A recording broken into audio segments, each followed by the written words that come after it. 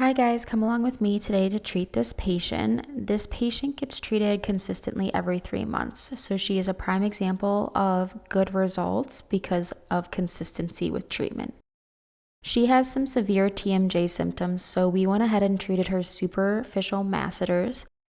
As you can see, I have the anterior and posterior borders of her masseters drawn up. I place my finger over that safe zone and I have her clench, and I am injecting her here multiple times. The reason being is because this muscle is strong on her and because she has such severe symptoms. I want to make sure that she's getting even diffusion throughout so that muscle is fully treated and it prevents any fish scale from occurring. I also went ahead and treated her deep masseters. So here I am finding the anatomy underneath that cheekbone, having her clench, and as you can see when she clenches, I'm right over top of that muscle because my finger moves. And then I'm injecting up and away towards the ear. This just helps any ear pain or any TMJ symptoms relating to that deep masseter. Next, I'm injecting DAOs.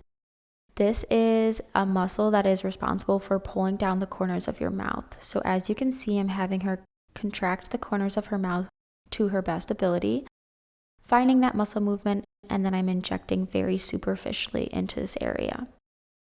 Next, we moved on to her mentalis. As you can tell, she has a very strong mentalis because she has a very strong mental crease.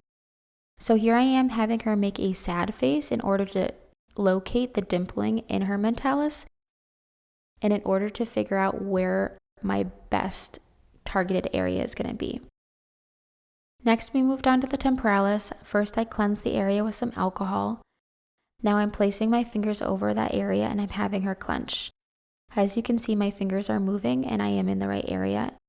And since it's a strong muscle and she is contracting a lot, I decided to do a 3-point injection here. This is a fan muscle, so a 3-point injection is very beneficial to make sure you're getting full diffusion. I did the same thing on the other side. I first cleansed, had her clench her teeth, and made sure I was in the right area. I'm injecting at a 45-degree angle and I'm injecting back into the hairline. You don't want to be too anterior on this because then you're going to risk being close to the frontalis. The next treatment we focused on was a lip flip. As you can see, the patient has had previous lip filler. What a lip flip does is make sure that the top lip does not curl under when the patient smiles. So we are treating this muscle very superficially, as close as we can to that vermilion border without actually being in the pink of that lip. This is a very pinchy injection, so I took it into my own hands to adjust the treatment in order to make sure that the patient's getting good results, but thorough treatment. So as you can see, I only have her marked up on 2 spots on the top on each side.